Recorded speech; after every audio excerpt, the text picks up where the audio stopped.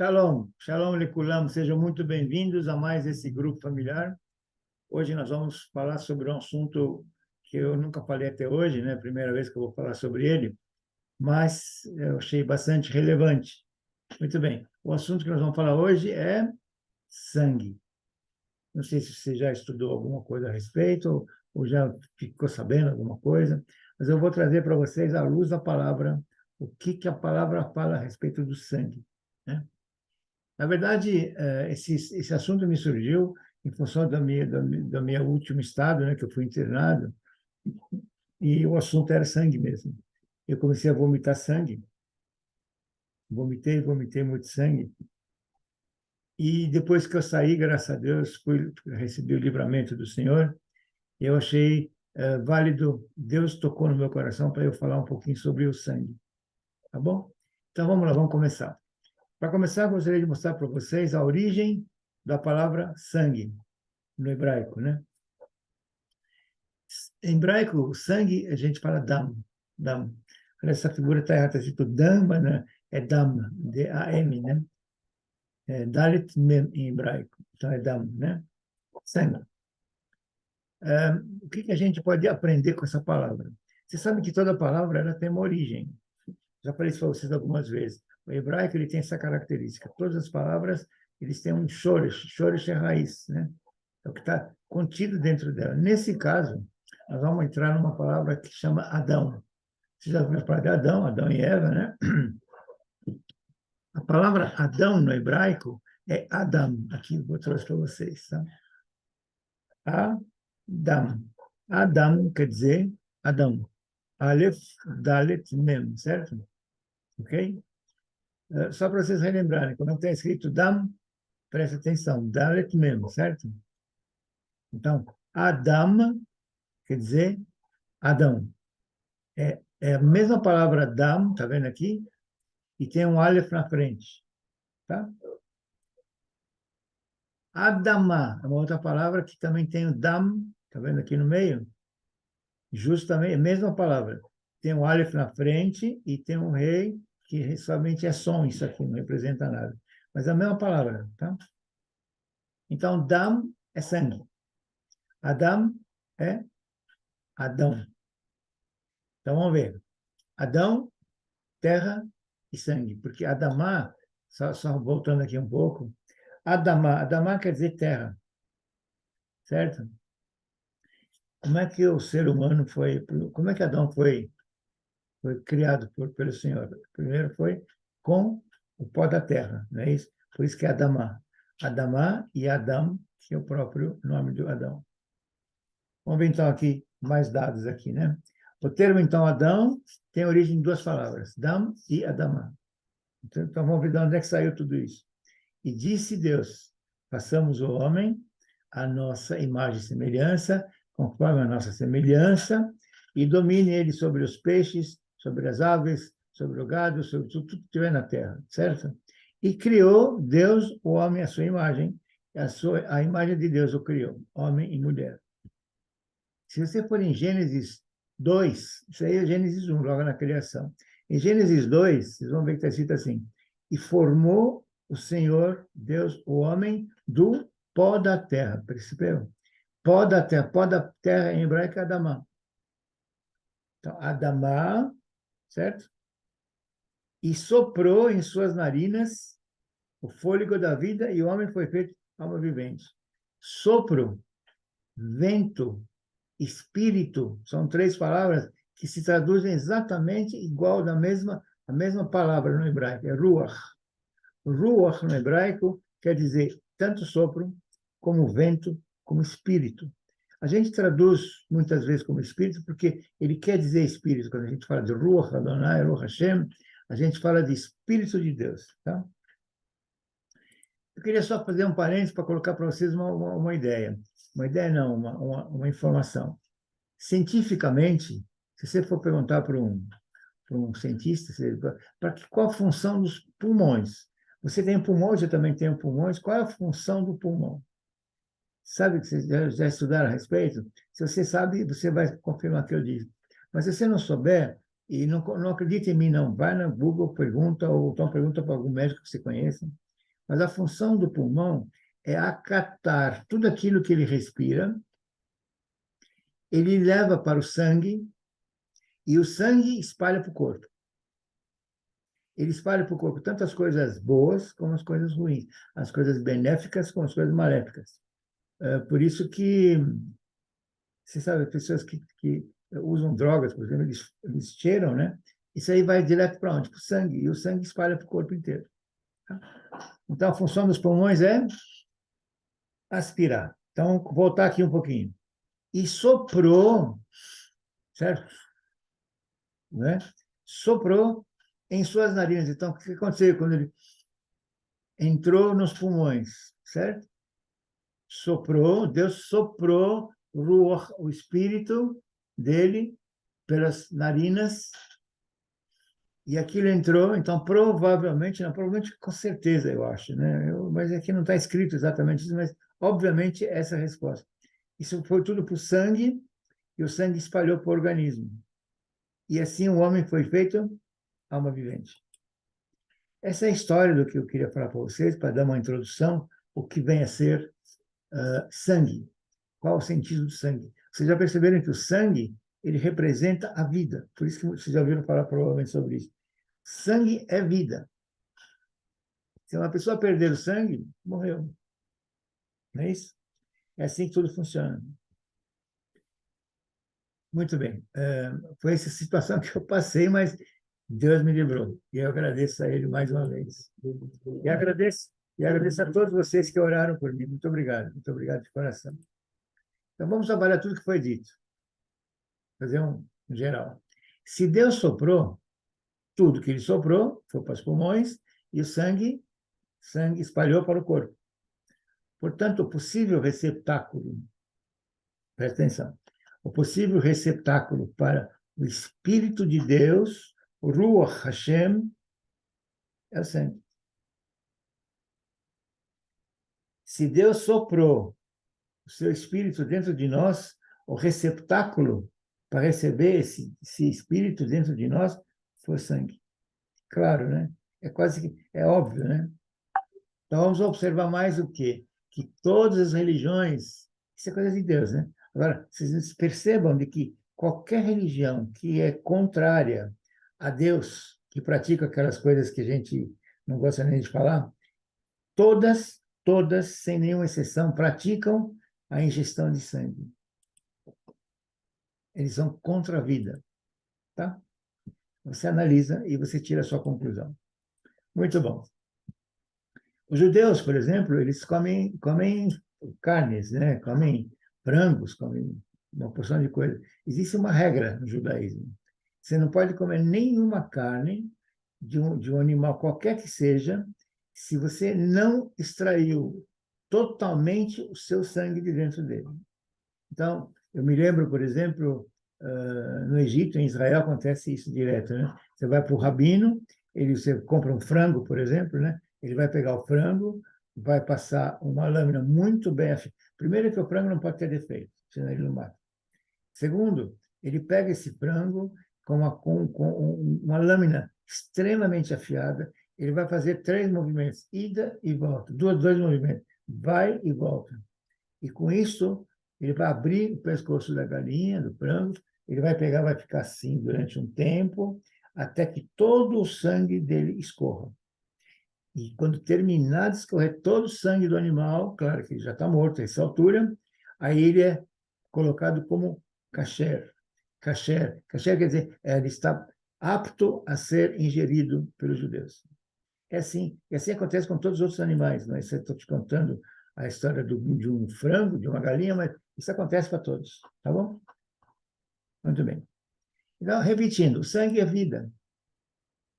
Vou trazer para vocês algumas referências, mas ficar claro para vocês que o sangue é vida, não é isso? E a Torá, o Pentateuco, né, ele destaca várias vezes a proibição de comer sangue. Várias vezes. Eu não vou citar todos, porque senão eu precisaria de 3 aulas dessas, três tempos desses para poder explicar para vocês. Muito bem, eu vou colocar os mais importantes que eu achei. Então, vamos pegar Levítico.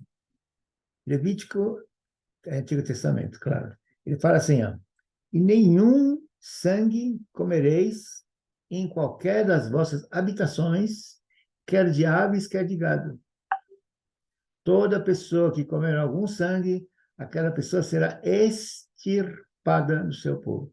Percebe que existe um castigo bem violento, né?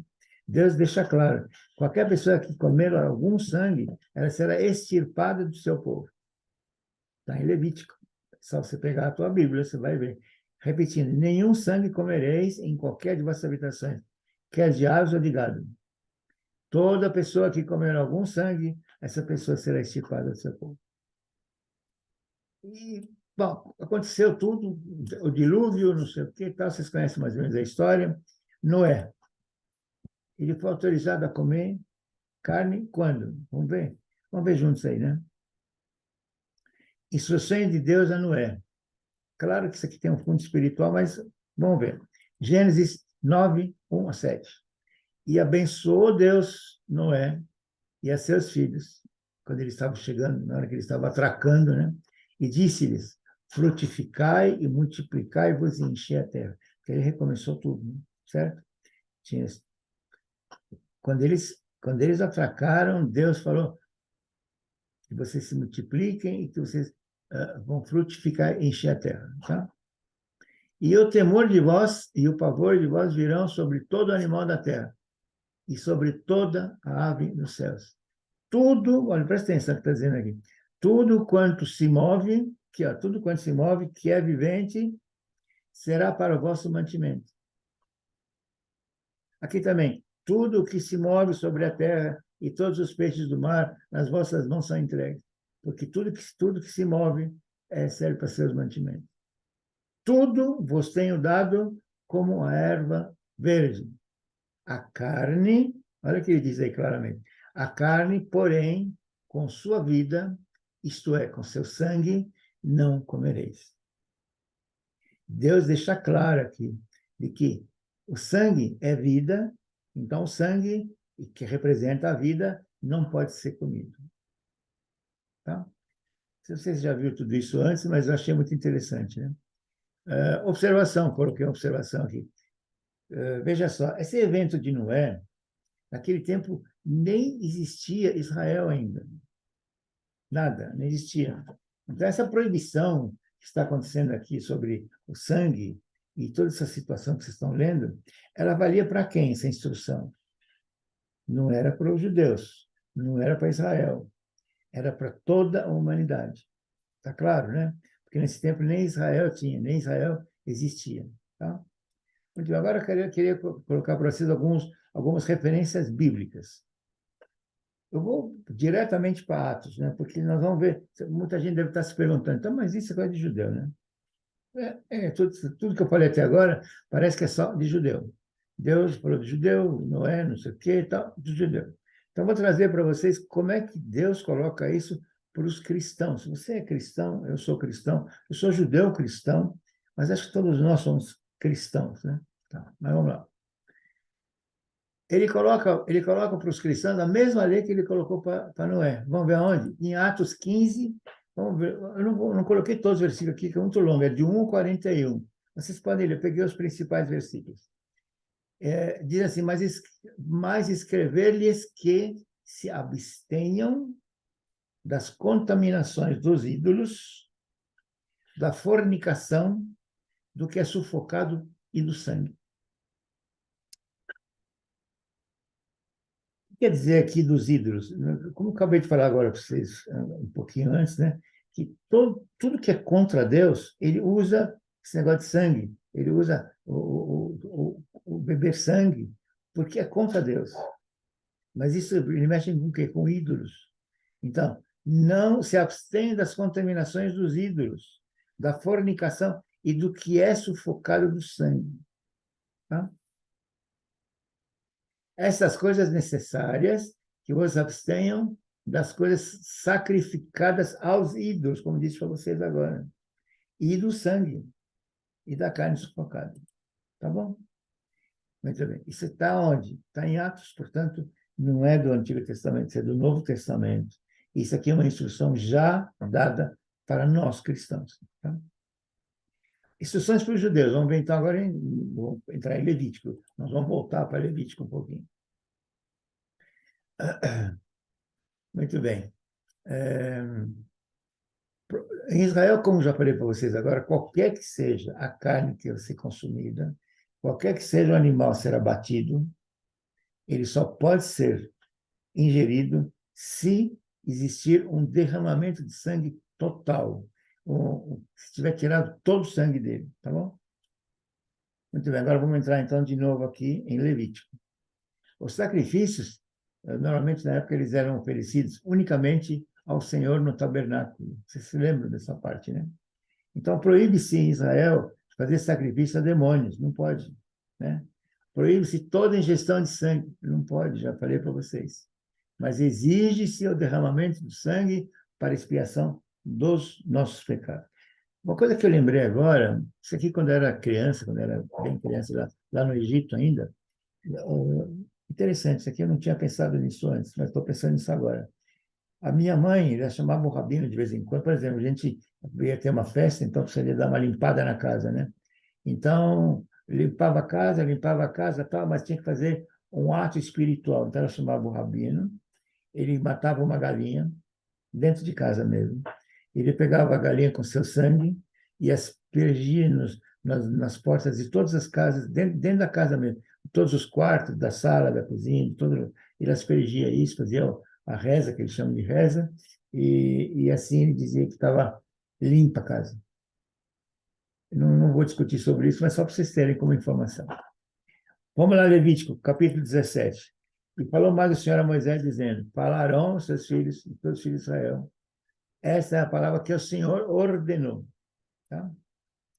Qualquer homem da casa de Israel que matar boi, cordeiro, cabra, e quem o matar fora da congregação, e não trouxer a porta da tenda da congregação para oferecer oferta, né? A tal homem será imputado sangue. Será imputada a responsabilidade por não ter entregue o sangue, a vida. Né? Será extirpado do seu povo. A gente já leu isso antes. Né? Para que os filhos de Israel, etc, etc. Podem ler isso aqui tudo, porque tem muita coisa interessante. Né? Mas eu não vou conseguir ler tudo, porque senão vai ficar muito longo. Tá bom? Qualquer homem da casa de Israel ou um estrangeiro que peregrinam entre eles que comer algum sangue, contra aquela alma que comer sangue, eu porei a minha face e a extirparei do seu povo. Porque a vida, pega o versículo 11, para você ver que interessante, porque a vida da carne está no sangue. Acho que não precisa falar muito, né? Que já tá decidido, já está definido pelo próprio Deus o que é o sangue e o que representa isso. A vida da carne está no sangue. A vida do seu corpo, está no sangue. Do meu corpo, da sua carne, da minha carne, tudo está no sangue. É o sangue que fará expiação pela alma.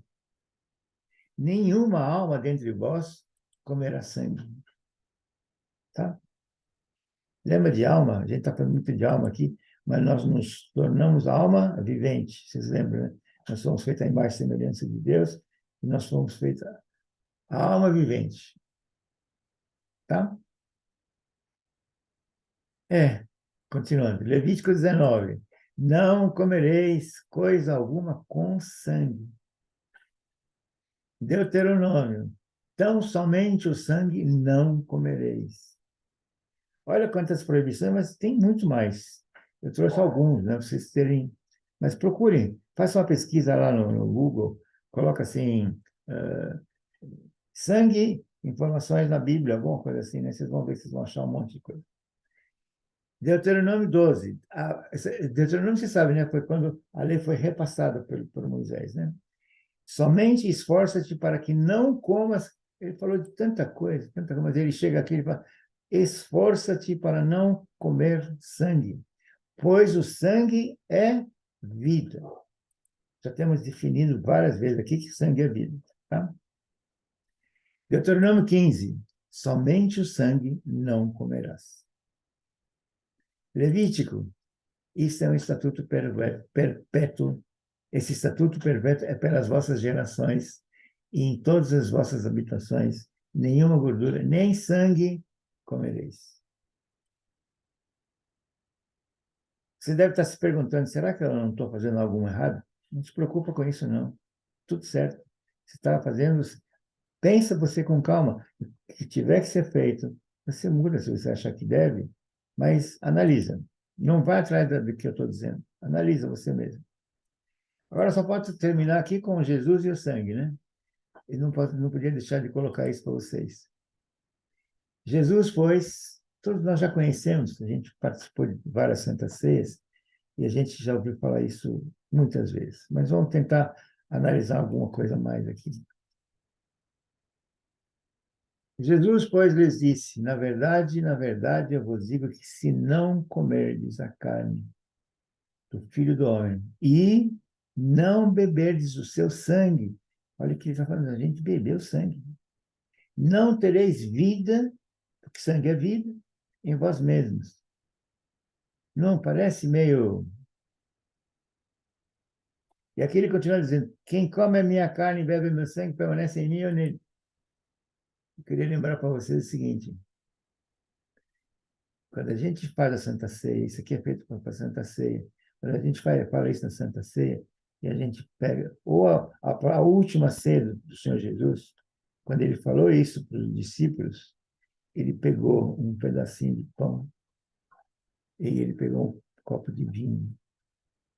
Portanto, aquilo foi a representação do sangue e a representação do seu corpo. Não era nem o corpo dele, nem o sangue dele, de verdade, fisicamente, mas era a representação do corpo e do sangue dele, porque o sangue era vida, ele ia entregar a vida dele. 1 Coríntios diz o seguinte: porque todas as vezes que comerem deste pão e todas as vezes que vocês beberem desse cálice, vocês vão anunciar a morte do Senhor até que ele venha, que ele volte. Tá bom? Em nome de Jesus, era isso que eu tinha que falar para vocês hoje. Espero que vocês tenham gostado. Por favor, feche seus olhos. Coloca a mão no seu coração. Coloca, faz. O Senhor Jesus está aqui, com certeza. A gente está falando dele. Ele sempre está presente.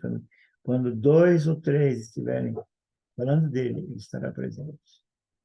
יברכך אדוני וישמרך, יאר אדוני פניו אליך לפניך, יישא אדוני פניו אליך וישם לך שלום.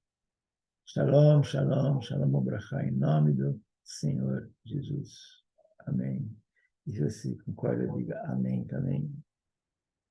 Obrigado, Senhor, por mais uma ministração, por mais um ensinamento, por mais tanta coisa bonita que o Senhor me passa.